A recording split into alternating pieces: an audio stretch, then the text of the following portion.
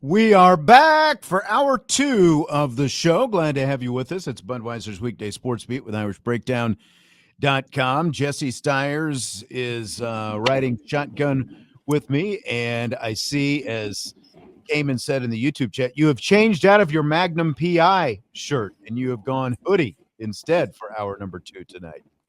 Yeah, I actually got a lot done during that last interview. I fed the animals. I went to the bathroom. I made the bed, did some dishes, changed out of my work clothes. And now here we are. I forgot I wanted to put this on. I have to represent my Cleveland Cavaliers. Tied it up last night with the Detroit Pistons. 2-2, headed back to Detroit tomorrow night. Nice. Very nice. Have you gone to any of the playoff games so far? Will you go to any of the playoff games? No, I haven't actually gone to any of the playoff games. I want to go this Friday. It's potentially on the table, but we shall see. You know how playoffs get expensive. They do. I mean, rather quickly. Expensive, but playoffs especially. Yeah, exactly. In case you missed it in the first hour of the show, off the top of the show, Notre Dame football got a big commit today, literally, figuratively. 5-star offensive tackle Olubabola, 6'6", 295 pounds, from Jersey City, New Jersey. Miami, Texas A&M, Florida, and Penn State were the other suitors for his services. But Olubabola picked Notre Dame. He is ranked as the number one player in the state of New Jersey. And depending on which recruiting service you look, he's top 20 anyway in terms of players in the entire nation in the 2027 class. So a big get for Notre Dame as they get the commitment today. This is 5 commits in a little bit less than 2 weeks. Brian Driscoll from IrishBreakdown.com is going to be on with me tomorrow at the beginning of tomorrow's show to talk about Olubabola as well as everything else that's going on for Notre Dame in terms of recruiting and who could be the next to commit for the Fighting Irish. Exciting times as Notre Dame continues to rake them in, Jesse. Yeah, I think I saw something while I was going to the bathroom on the break that this is now Marcus Freeman's 5th top 100 player within this recruiting class, and I believe that is either never been done before or obviously not happened very frequently during Notre Dame's recruiting tenure. So 5 top 100 commits for the third time in the last 4 years that Marcus Freeman has had. So it's just the Marcus Freeman dominance. And again, this goes back to probably why all these ACC schools have so much envy. If you missed our first segment today, it's just envy, jealousy. Notre Dame is, I'm serious, Notre Dame was a blue blood. They fell off for the early 2000s, middle 2000s. From the early 2000s to the middle, 2015, 2016, 2017. And now they're re-entering that conversation of being a blue blood again. And I think that is rubbing a lot of people, especially the ACC, the wrong way. And, is it a coincidence now that the playoff is expanding to 24 teams that USC is randomly back in the conversation for putting Notre Dame on the schedule? Yeah, but it's Notre Dame that's going crawling back to them, apparently, depending on which. Now they can suffer that loss that they've taken, 12 times out of the last 15 years to Notre Dame. It no longer has as large of, Tommy, here's a big word for you, ramifications. Okay. You and Tommy, just take it easy. Tommy and Jesse have been duking it out in the YouTube chat since basically during this last break that we had. Michael, by the way, said in the chat, the ACC is ticking off its biggest partner when the Big Ten and SEC are looking to actively kill the conference. That is certainly a choice. That is a great point. The Big Ten and the SEC don't care about the survival of the ACC, and here's Notre Dame really helping keep the ACC afloat. But you've got all this back and forth between coaches and athletic directors and everything else taking their shots at Notre Dame through the media. Good choice. Do you hear my drum roll? I heard something. It's rapid fire time. Speaking of USC, scale of 1 to 10, how much do you didn't get a chance to talk about this. Vince and I did yesterday. How much do you want to see the Notre Dame USC series return? I mean, it's a definite 10 out of 10 for me. Notre Dame and USC is one of the longest standing rivalries in all of college football. We've talked about this in the past. When you think of college football and you think of probably the top 5 rivalries in no particular order, Notre Dame and USC is going to consistently be on that list. And so, again, we're talking about programs that produce some of the most All-Americans all the time, the most draft picks, the most Heisman winners. Like, you go down the list, these are 2 storied college football programs that have a long-standing tradition of playing one another. It's just completely inexcusable that it is going away temporarily, and we actually don't know when it is going to resume at the end of the day. I like the fact that we have some varied responses here from fans in the chat. It's a 10 out of 10 for Craig. It was a 10 out of 10 for Jesse. Cayman says 7. Robin says 8. And Robert says couldn't care less, to be honest. That's just the emotional response. You care. USC and Notre Dame are rivals, like literal definition of rivals. It is 2 really good football programs and a continued, tradition that needs to go on within the college football landscape, regardless of, who's in what conference, how many teams are going to the playoff. There should be constants in college football, things that never change, and Notre Dame and USC is one of those. It is good and cool to have rivals. Like, every good blue blood program should have a rival, and Notre Dame and USC should be thankful that they have each other because it's a tremendous rivalry. Right. It doesn't mean more for one than the other. And, for these people in Southern California, your favorite guy, whose name rhymes with cow turd, like to be saying that Notre Dame is crawling back and somehow this means more to Notre Dame than it does to Southern Cal is ridiculous, because look at the results in recent years of the series. Like, Notre Dame has owned USC. USC hasn't propped up Notre Dame's strength of schedule at all. As we talked about, and plenty of people have talked about, USC went away. Notre Dame added BYU, a team that was just outside the college football playoff this year. They beefed up their strength of schedule when USC left. But BYU is not a rival of Notre Dame's. BYU and Notre Dame have not been playing for more than a century. Notre Dame and Southern Cal have. And that's why I want to see it on the schedule. What I don't like, and it's just natural these days, because we live in a social media world where everyone's thoughts are out there. I'm just tired of all the yeah buts and all this stuff from the USC perspective. I'm just tired of seeing this. Can we just agree that it is better for both Notre Dame and USC if the 2 teams are playing each other every year, and it's better for college football if the 2 teams are playing each other every year? That's, as I was saying yesterday, the best part about college football and college sports is the rivalries like this. Rivalries that have gone back since before even, any of our grandparents were, I guess my grandparents were born before the Notre Dame USC rivalry began. But, still, like, it's a rivalry that goes back generations. That's good for college sports. That's like the best of it. We need more of that. And when we were talking yesterday about the regular season, and if the regular season is being devalued, losses of rivalries like this, big time brand name rivalries, losses of that's what devalues the regular season.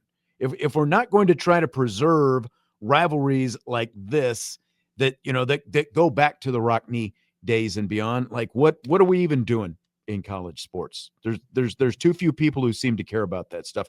We need more of it, and we need people from both sides who are invested in that, because it's one of the top rivalries in all of college football.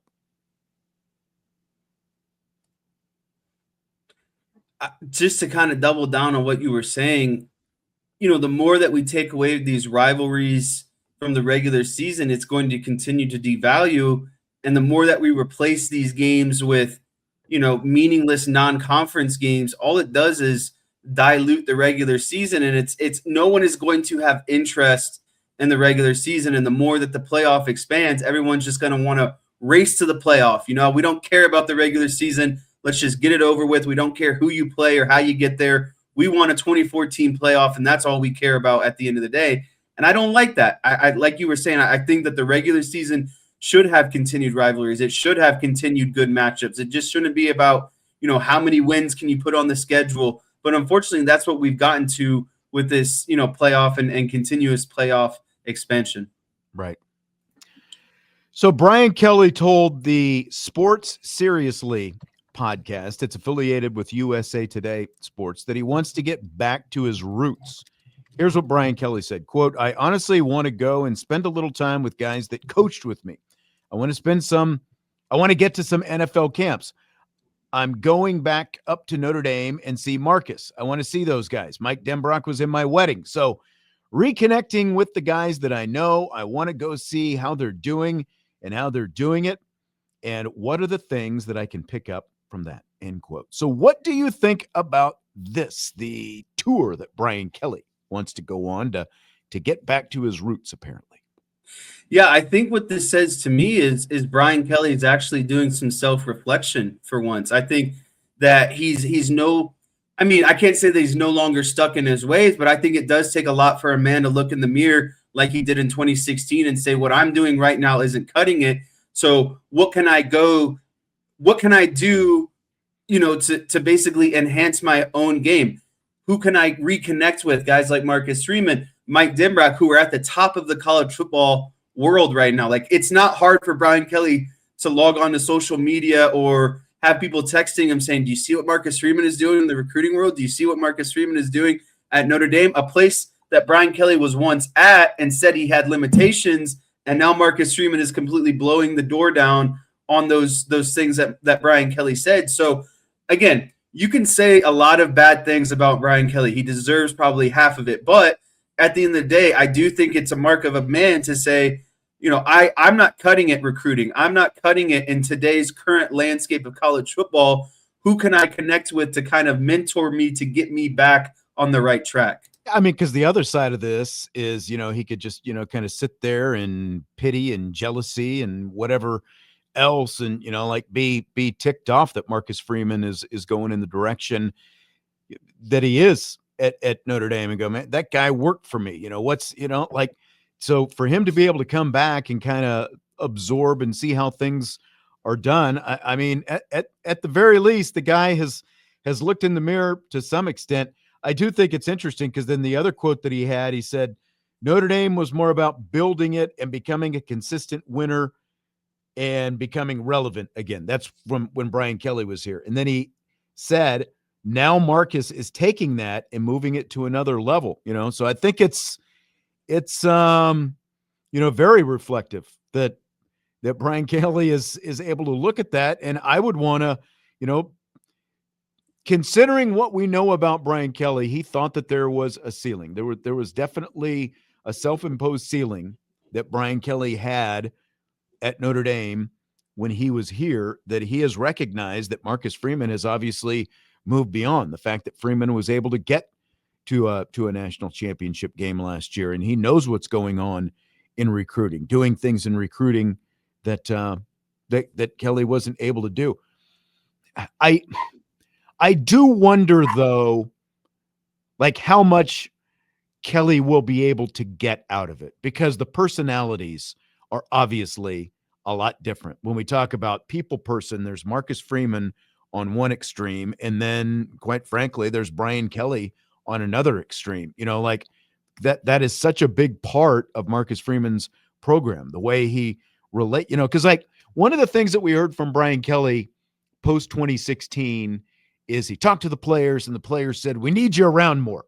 They want, shocker, the players actually wanted the head coach around the program more. And he always used to talk about how, he kind of did an about face, and he became more involved in the off-season stuff and the weight room stuff, and just, like that he was around more. But at some point in the ensuing years after that immediate 2017, 2018, it felt like there was a definite fade once again, because we heard some stuff, that Kelly again wasn't around quite as much. So is he actually able to draw some of that from Marcus Freeman? Because it just feels like at the end of the day, they're just two different kinds of personalities, and there's only so much from an actual football standpoint that I think that Kelly is going to be able to get from making a trip like that back here. Yeah, I mean, I think the question that you're beating around the bush is how much does this actually change who Brian Kelly is as a recruiter, as a coach? Right. At the end of the day, I think when Brian Kelly left Notre Dame, he made the statements about, Notre Dame has reached its ceiling. I think what he has more or less come into the spotlight or the realization, whether he realized it or not, he reached his ceiling as a head coach. He reached his ceiling as a recruiter. His own self-imposed ceiling, yeah. Correct. And he wanted to deflect that blame like he usually does, on the players, on the coaching staff, on the media, like he did at his time at Notre Dame. He wanted to deflect that onto someone else. But I'm hopeful that, and again, hopeful is a big word, but I'm hopeful that he realizes it was he himself who reached his ceiling, his coaching styles, his recruiting styles, the way he built rosters, the way he, was this quote unquote quarterback developer. All of those things reached their ceiling. Notre Dame didn't reach its ceiling. Notre Dame will never reach its ceiling because it is Notre Dame. And Marcus Freeman realizes that and what Notre Dame can do for him, and not only, his coaching profile, but it's on Brian Kelly at this point to have the realization that I need to change certain ways or I'm never going to get past or accomplish the things that I set out to. There is something else that Brian Kelly is dabbling into, and this is grabbed some headlines as well. Fill in the blank. It's blank that Kelly says he's using AI to prepare for when he interviews for coaching opportunities. I mean, it's so 2026 that Brian Kelly is using AI, because if you're not using AI or ChatGPT or any sort of online tool, then really you're kind of falling behind. Like, we just went on this rant about how Brian Kelly needs to stay current with the times.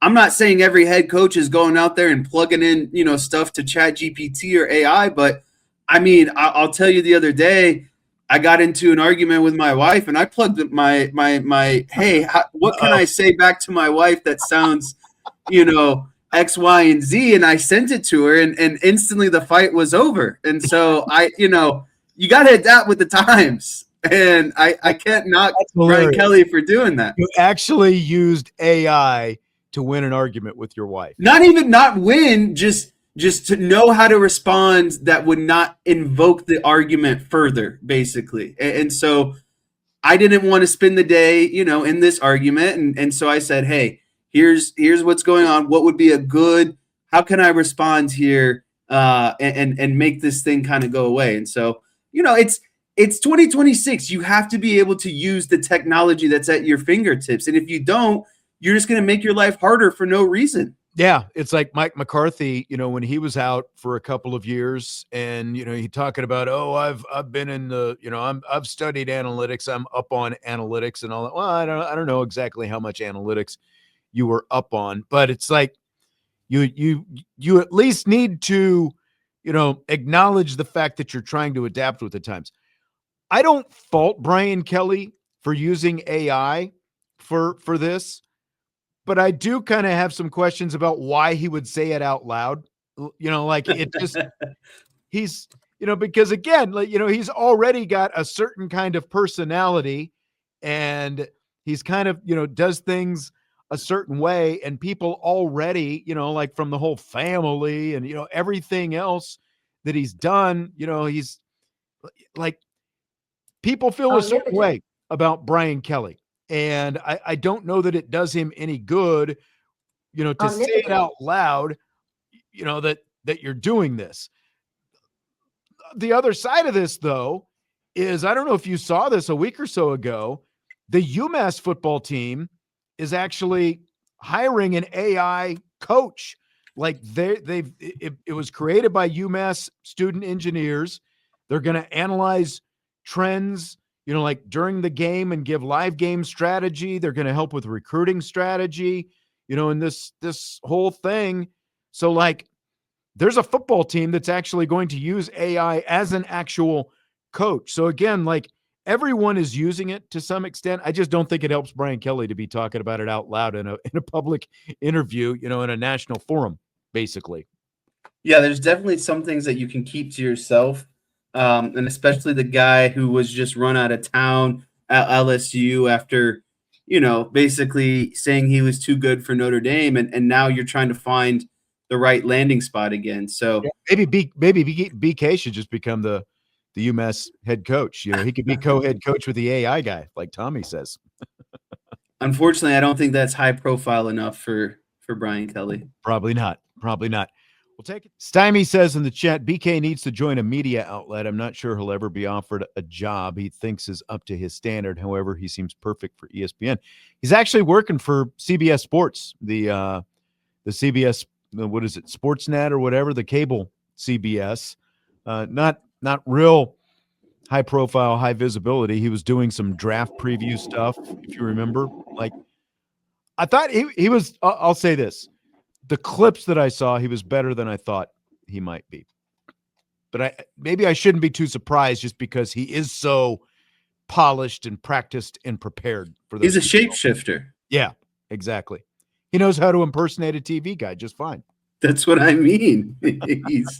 He knows how to blend in, like I will say though, it's like he didn't have to do those things. Like he's making enough money, elsewhere that he doesn't have to do the media stuff or the, potentially the draft analysis or whatever it might be. To me, that shows a guy who genuinely loves the game of football. Like there's things that, of course, everyone can get their jabs in at Brian Kelly. That's more than fair. But the guy loves football, and I think he's love it, or is he just trying to get his mug out there to kind of keep himself in everyone's consciousness for a year? Yeah, but if you're doing those things, you still want to be around the game. You still want to be a coach. You still want to win a national championship. And the fact that he's saying I need to, reconnect with some old friends like Denbrock and Freeman, he's trying to change. And I think he's trying to change for the love of the game. Like you don't do those things unless you truly, unless he's just so egotistical that he wants to get that national championship. Yeah, I mean, here's the thing. He's been a head coach basically his whole life. He was only an assistant for a short time at Grand Valley State before he became the head coach there. Do you think if he is unable to get a head coaching job that he feels meets his standards, like could you see him being an offensive coordinator? Like could you see him being willing to do that, or is it head coach or nothing, do you think, for him? I think that if he truly did the self-reflection like we talked about, like he should do kind of the route that a lot of coordinators did when Saban was around, just kind of get their feet, back underneath them, allow, Saban to kind of boost up the profile, and then they all move on to take a head coaching job somewhere. I don't think he's going to do that. I think it would benefit him to do something like that. But I think for him right now, it's head coach or bust. And there's a certain list of schools that I think would fall on his radar. So you can provide those schools, I guess, in your answer to this on a scale of 1 to 10, your confidence that Brian Kelly is a coach again next year. Oh, next year? I would say 5 out of 10, like 50-50 chance. I just don't, it's so hard to forecast or predict, what schools are ultimately going to have an opening at the end of the day. Like, I think somewhere like if the whole Bill Belichick thing fell through, I think North Carolina would be a nice fit for someone like Brian Kelly. Yeah. I think if Florida State continues to struggle, that would be a nice landing spot for him. I agree. This isn't a bad one. Robin says Wisconsin as well. I think I mean, that's another, has a lot of ties, through Fickle, people who've coached with Fickle, the whole obviously Midwest, like the kind of program that Wisconsin is. I think that's and they'd be happy with someone like Brian Kelly. Like Wisconsin, he could do what he did at Notre Dame at Wisconsin. He could bring them back to solid 8-4, 9-3, 10-2 seasons. But the expectation at Wisconsin isn't to win national championships. It's to be solid. It's to be 8 to 10 wins per season. Yeah, which according to Brian Kelly's own words was never his goal at Notre Dame, apparently. even though you made the playoffs and got to a national championship game. The goal was never to win a I championship. think Wisconsin is actually a tremendous fit for someone like Brian because he knows obviously the northern part of the country well between Michigan, Indiana, Wisconsin, Illinois, Ohio. A lot of roots, recruiting in the area, a lot of time spent in the Midwest. And again, he would have high expectations, but Wisconsin, I think, would be very pleased with Brian Kelly just bringing them back to stability, being a 9-win team, year in and year out. And if this thing expands to 24 teams, Wisconsin could potentially be knocking on the door with a 9-3 season, a 10-2 season, if they're competing and playing well against the Big Ten schedule. Like, I felt like if Matt Rule would have gone to Penn State, which was the early scuttle, like Nebraska would have been a good place for him because they're still trying to get that foundation built back to where they're winning 9 games consistently. Like Matt Rule, it's still, like nudging along in that direction, but it obviously has not turned around just yet. And so I've always like Nebraska, Wisconsin. Stymie says South Carolina has better golf courses. Clemson, if that job opens up. He couldn't handle Clemson. If Dabo can't handle Clemson, I don't think he can handle Clemson. Yeah.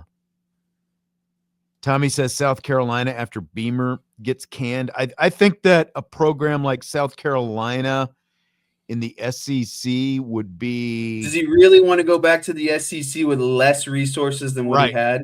Right. Exactly. I think that would be the problem. Like that would have to be like the only possibility.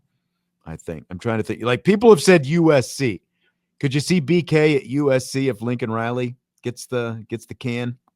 I don't think USC would want him at the end of the day. I don't either. I think Boston College makes a lot of sense, but I think he thinks he would be too good for Boston College. That's the thing. It makes sense for them. It doesn't make sense for Kelly though. Yeah. So that's his hometown, and I think the kind of resources, the lack of resources that BK would be getting at Boston College, I don't think that he would go for that at all. I think Maryland could potentially fall on that list. Mm-hmm.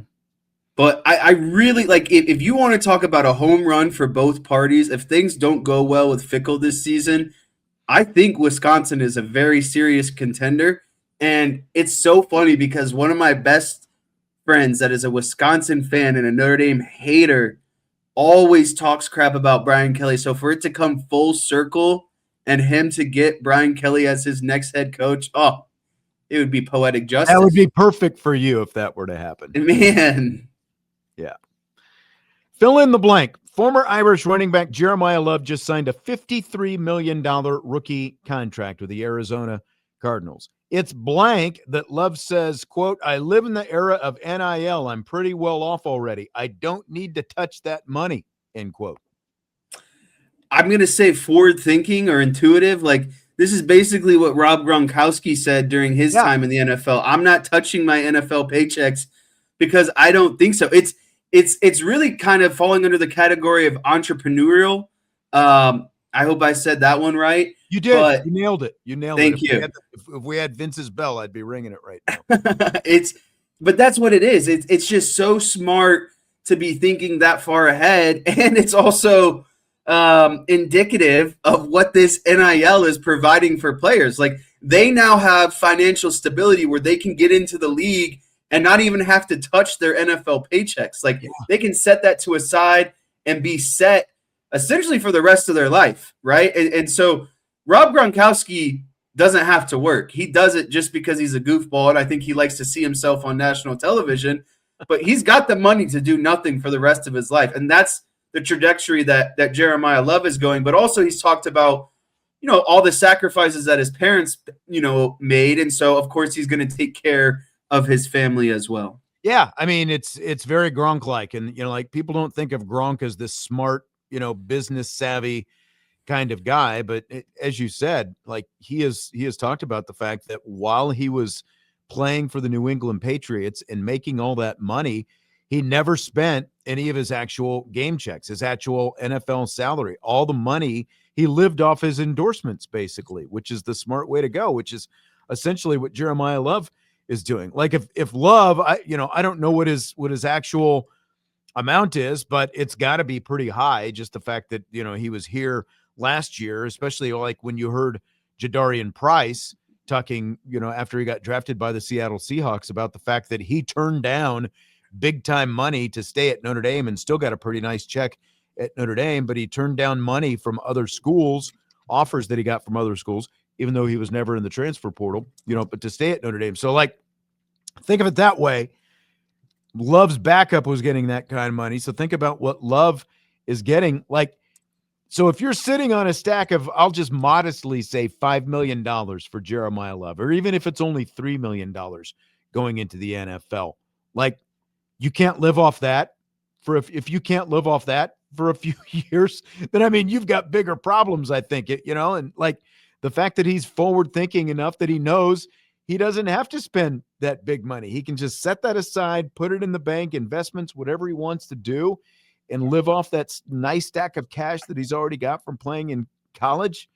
I think that's great. It's very smart of him to do so. And, so it's to be expected as well, because you could tell that, that he's got that kind of smarts, obviously.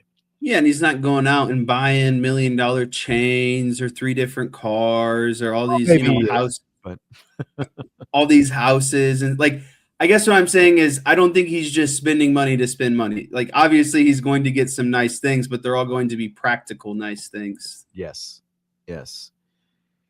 Fill in the blank. The full NFL schedule is going to be released Thursday. We've got a couple early releases already.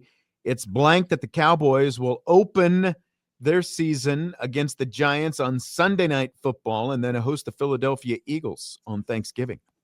Yeah, I thought about this for a long time because they're finding a word for both matchups is kind of hard because they both present different obstacles and maybe some potential excitement. But I'm going to go with unnerving. And the reason I'm going to say unnerving is because it feels like every year they play the Giants to open up the season. And, if you look at how they usually do against the Giants, I don't think Dak Prescott has ever lost to the Giants while being the starting quarterback and being healthy.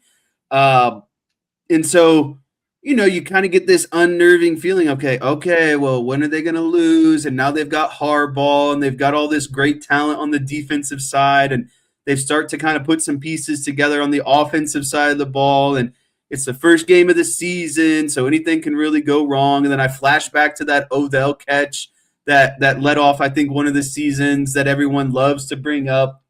And then even though they lost that game. They lost that game. But then you move on to the Thanksgiving game, and I'm like, I already despise them playing on Thanksgiving.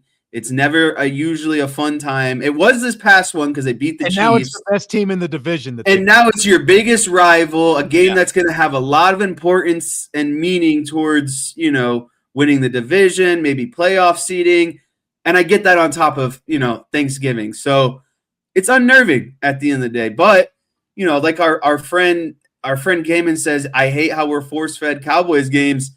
It's funny how the Cowboys games get released first, and then the rest of the schedule works around what the Cowboys are doing. But hey, it's kind of hilarious. No coincidence, I assume, when you think about it. And I'm just, there was that stretch. It just seemed like every year Notre Dame and the Giants, Sunday Night Football, rubber stamp it, and we got away from that the last couple of years. But then do you remember what we got? Wasn't it Giants Cowboys on Thanksgiving last year? Wasn't that the game? 2 years ago, I think. They played the Chiefs last year. Yeah, it was 2 years ago, now that you mention it. That's right. Yeah.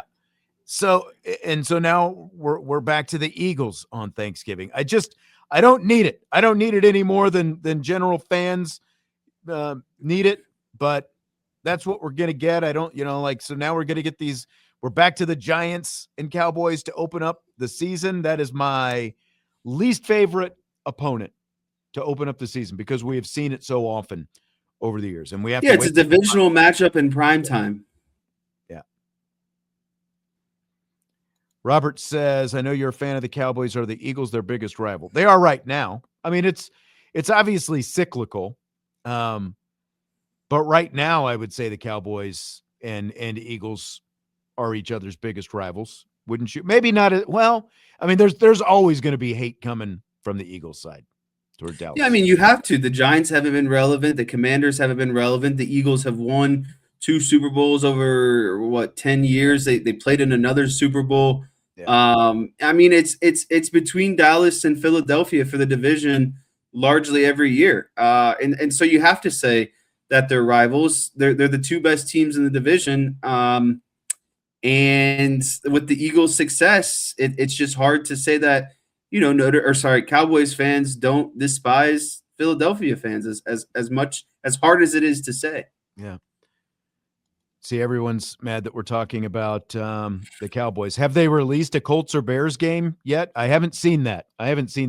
This week. Have you? Yeah, we're talking about and if we want to come back full circle, the schedule release is cool to me. I actually do look forward to the schedule release.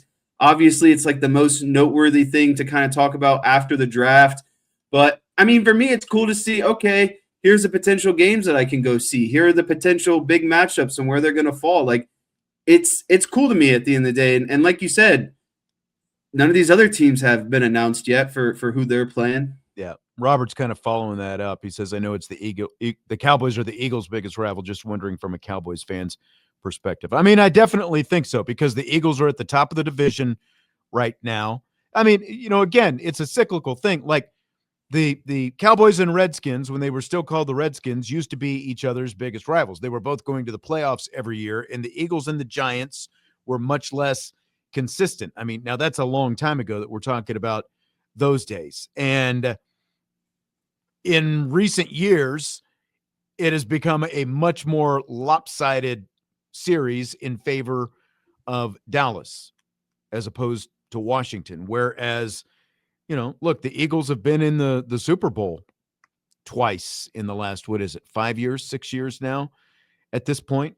So I definitely think from a Cowboys perspective, the Eagles rivalry right now is the top one because I don't even consider it the 49ers as much because the Cowboys are so non-competitive in those games. At least, and we've talked about this before, there's a fallacy that the Eagles just dominate the Cowboys. When Dak Prescott is healthy, the Cowboys actually win more of those head-to-head matchups. Yeah, I mean, in straight up Jalen Hurts versus Dak Prescott, Dak has won more games when healthy, and the Eagles and Cowboys just about split every home and home every year. They usually go 1-1 against each other. Exactly.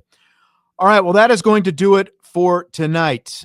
Don't forget, coming up tomorrow, Brian Driscoll is going to join me at the top of the show. We will talk some Notre Dame football recruiting. We will talk about the big commitment that the Fighting Irish got today from Olubola. I almost tripped it up. Olubola. You said it right the whole show. I know. And then it tripped it up at the very end. So we'll do that on tomorrow's show and plenty of other Notre Dame football topics. Jesse, have a great night. I will talk to you later. Adios. Jesse signing off. We've got South Bend Cubs baseball coming up on Sports Radio WSBT in the 7 o'clock hour. Budweiser's Weekday Sports Beat with IrishBreakdown.com.